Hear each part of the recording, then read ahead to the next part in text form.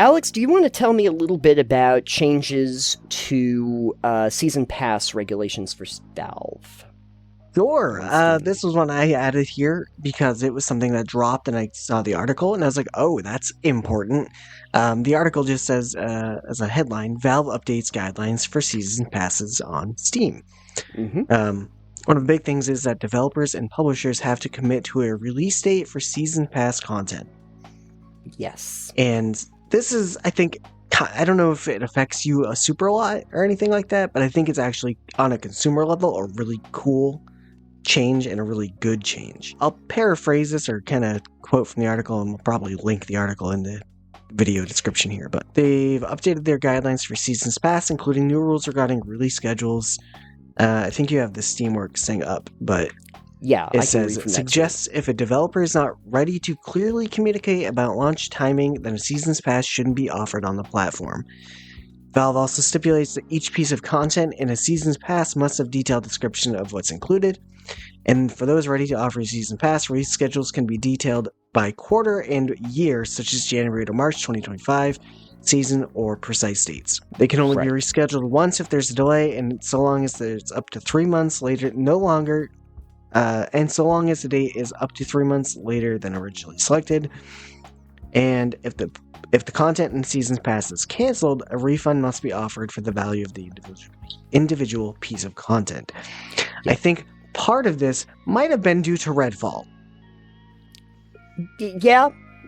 Yeah, I think so. There's a lot of really important games that have come out where the season pass was very lackluster or not well defined.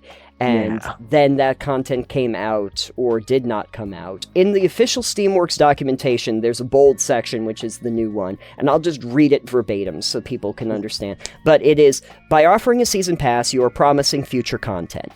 In the process of launching a season pass, you will be asked to commit to a launch timing for each content release in the season pass. That launch timing is a commitment to both customers and Steam.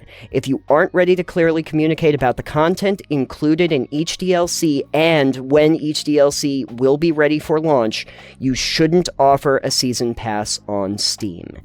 There is also a little section down in later that they've put into bold. I believe that this is also new, that says you must also include all of the individual DLCs contained in the season pass as they are released. So basically the idea is that as they get released, you have to notify people that this is part of season passes, that this is going to be pieces that are going to be in there. Yeah, there's definitely a couple games that I have that have like seasons passes, but they're just like extra DLC content, and it's like, oh yeah, by buying the seasons pass now, you get all the DLC. Right. And it's like, or I could buy the DLC when it comes out, you know? Right.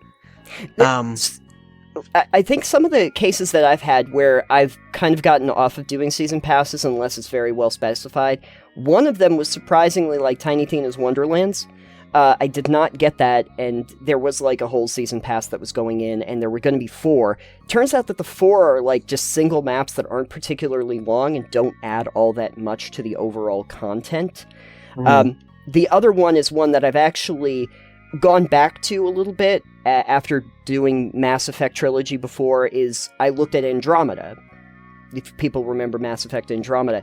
And I remember when they were talking about all the future content that was going to be in it, basically all the DLC for that is multiplayer packs and some skins. There was, I can swear that there was supposed to be a whole storyline about like the Quarian arc that they never got around to doing, so it just kind of like falls by the wayside. If you have season passes that are like saying, yeah, there's going to be this number of things, I want to know, is it just a multiplayer pack? Is it actually story DLC?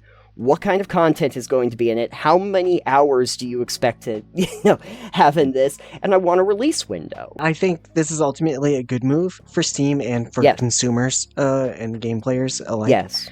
I don't think that necessarily gaming companies and publishers might like it, because I'm sure Seasons Passes have probably printed a lot of money for them, with not a real solid commitment needed.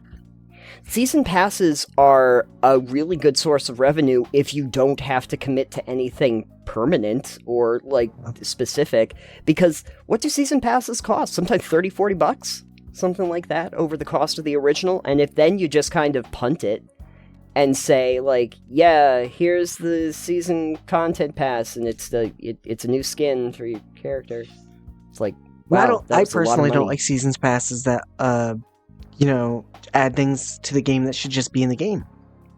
But that's me. I know, like Farming Sim 2022 and 2025 both have seasons passes.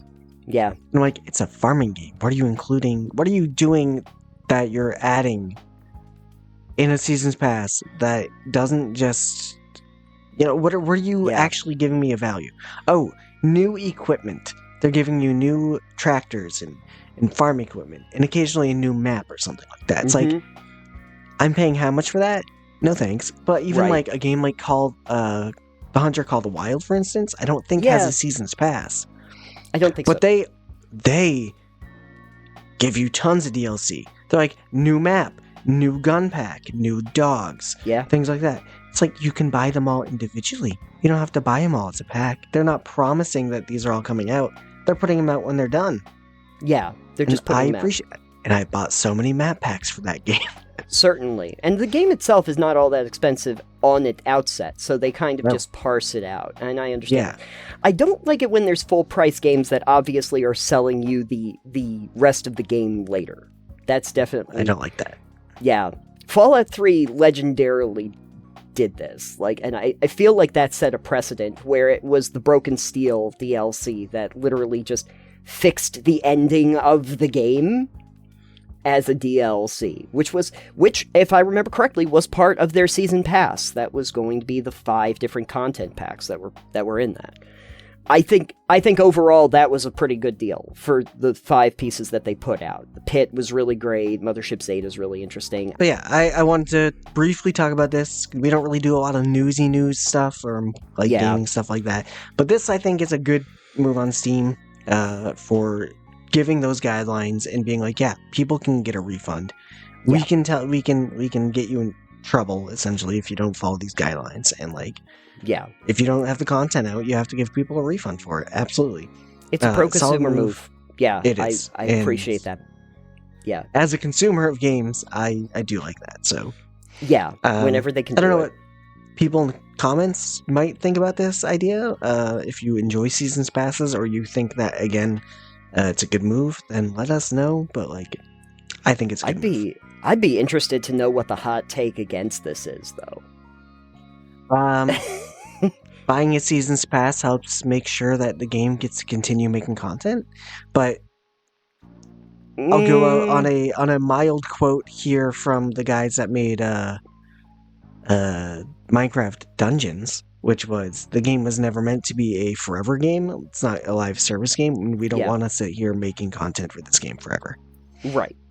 So, I'm sure at some point we can talk about the live service or the roadmap model, but we're not doing that right now. Well, anyway. That's a new topic to put on our list for this advent calendar. Yeah, I'll put it way later, though.